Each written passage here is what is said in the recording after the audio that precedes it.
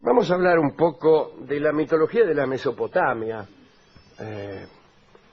no de la mitología de la región que encierran los ríos Paraná y Uruguay, que es la primera Mesopotamia que nos viene a la mente. Otra Mesopotamia. Y hacemos bien en que sea la primera Mesopotamia que acude a nuestra mente.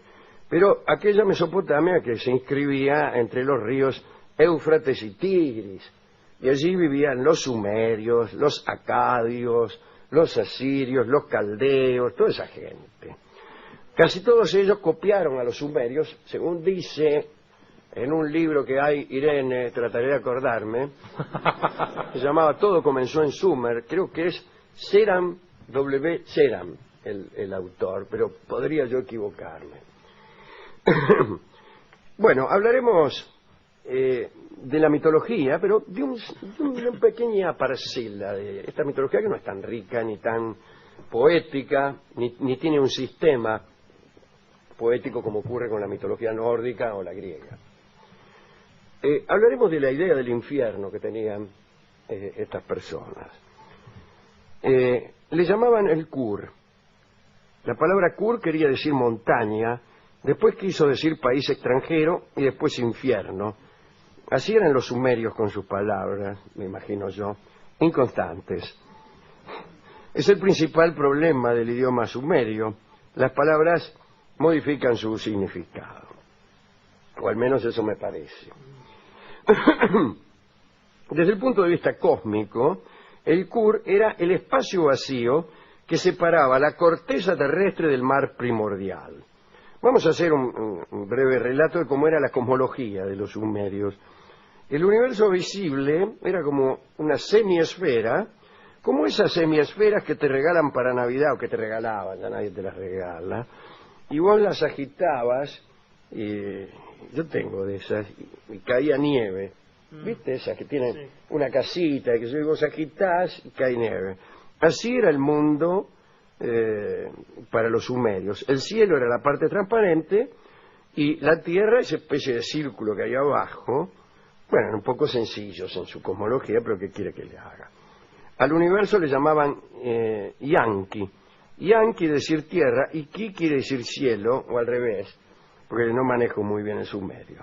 Sospecho el acadio, pero el sumerio lo entiendo si me lo hablan despacio.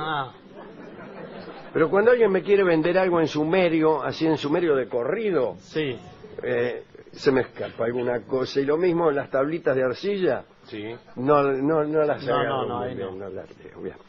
El Kur, el infierno, estaba debajo de la tierra. Allí iban a parar todas las sombras de los muertos. No se podía llegar hasta haber atravesado a bordo de una barca un río devorador del hombre, y esta barca era conducida por un señor al que llamaban el hombre de la barca. Y sí, está bien, Calderón. Algo así, Calderón. Ni más ni menos pensamos en el Estigia de los griegos o el Caronte de esa mitología. Pero este hombre no tenía nombre y el río tampoco. Ríos del infierno. A ver, hidrografía infernal. Tenemos el Aqueronte. El Aqueronte, que a mí me parece que es ese río el que navegaba Caronte. El río de los lamentos. El río de las lágrimas, que custodiaba la mismísima Medusa. Estaba el Flegetonte, que también le llamaban el Piriflegetonte, que era un río en llamas, como su nombre lo indica. También estaba el Cosito. ¿Qué es? Me refiero a un río. Sí. También estaba el Cosito, parece un inciso no muy académico. Pero también era un río. Y el Estigia, naturalmente, que era una laguna, y también tenía el mismo nombre, un río que desembocaba en ella. Saben ustedes, el Estigia era un río cuyas aguas curaban, y tenía la propiedad de romper todo recipiente en el cual quisieran contener ese agua, salvo cascos de caballos. Cuando querían un poco de agua del Estigia, lo juntaban en cascos de caballo. Había, sin embargo, una fuente verdadera, ya no mitológica, en la Arcadia griega, que se creía que tenía las mismas aguas que el Estigia infernal, y usaban esas aguas para curar a la gente.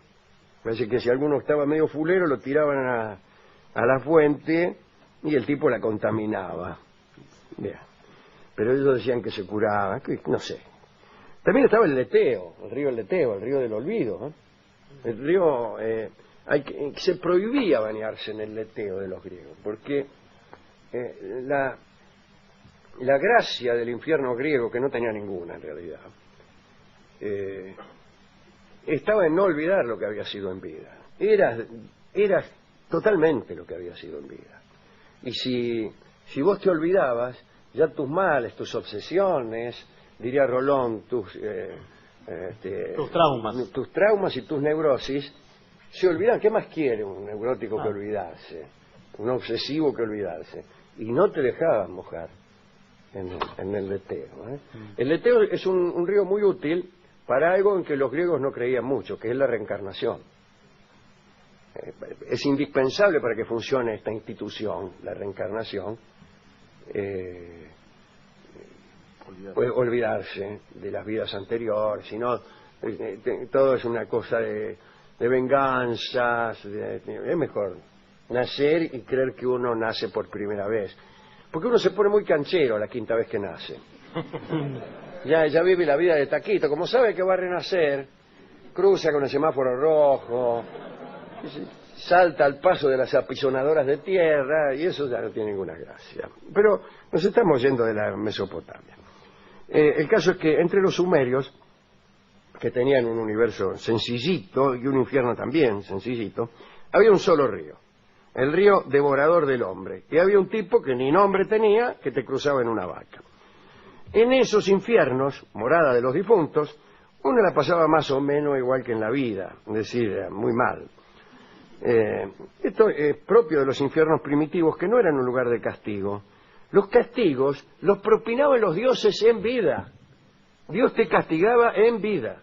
Incluso en la religión judía, la idea del Sheol apareció tarde como lugar de castigo. Dios intervenía en tu vida y te castigaba ahí. No esperaba que te murieras para castigarte. Bueno, las enfermedades, las pestes, la muerte, eran para aquellos pueblos los castigos que los dioses propinaban para quienes se habían comportado de un modo indeseable. A veces sucedía que se enfermaba un buen tipo y todos decían, bueno, andá a saber lo que habrá hecho, porque miserables hubo siempre. De este modo, los infiernos de Sumer no son pródigos en dolores físicos, ni aparecen estos eternos castigos de los mitos clásicos y después de la mitología cristiana. Pero sí anda por ahí el desengaño y un cierto dolor melancólico, porque la vida en los infiernos no es más que la continuación de la vida terrestre, pero eso sí, en la más absoluta soledad. Cuando después de su muerte el rey Ur-Nammu llegó al infierno, a Kur, ¿no?, se ubicó tranquilamente en la residencia que le habían asignado. Allí fue recibido por algunos muertos y al principio se sintió como en su casa.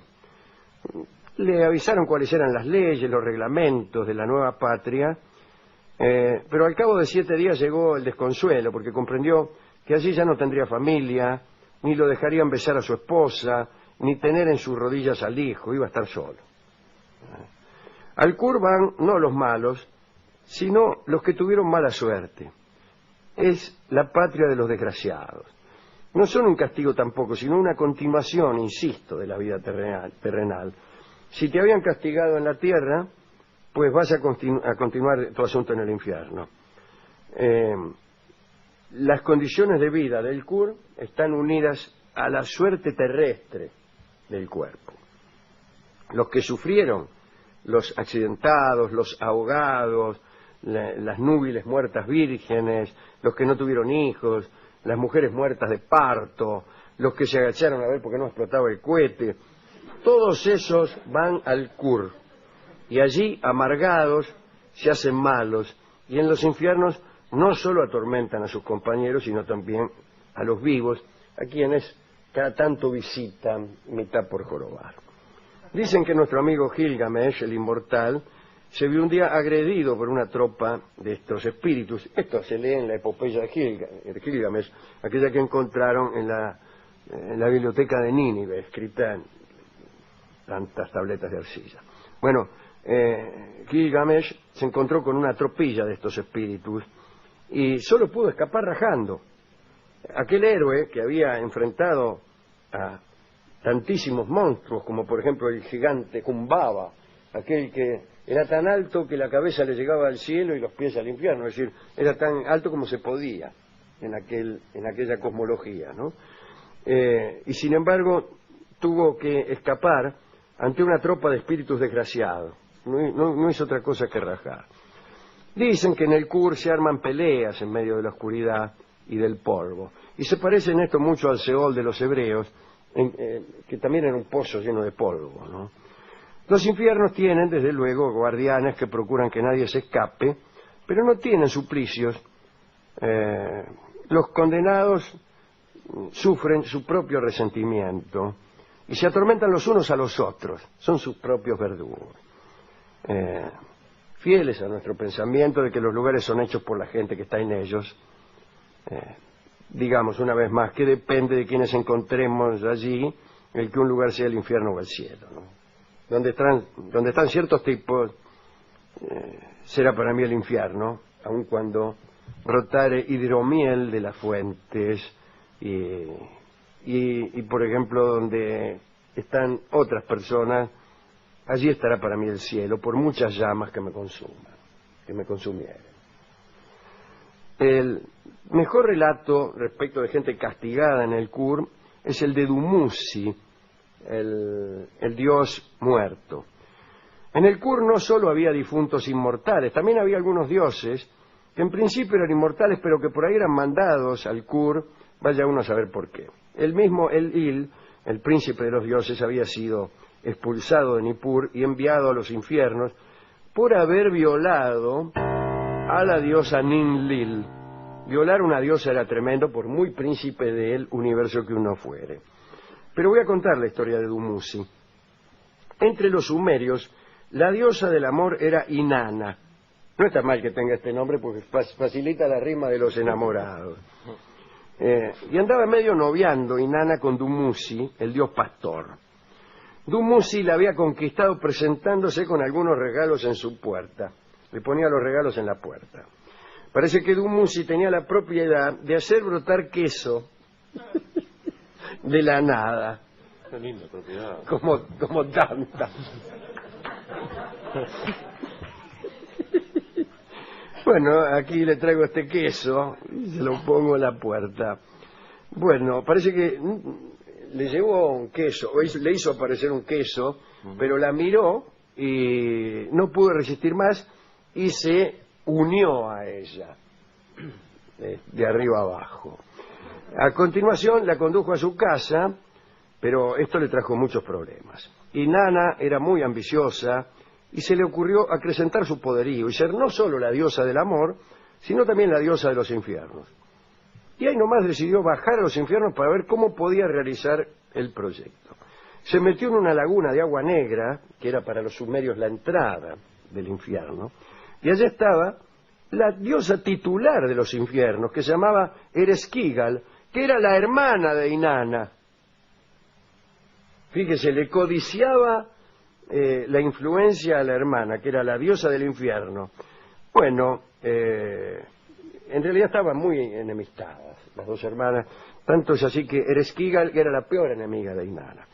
Y como Inanna temía que su hermana la matara, le dijo a uno de sus alcahuetes que si ella no regresaba a los 3 días, cumpliera con unas ciertas instrucciones.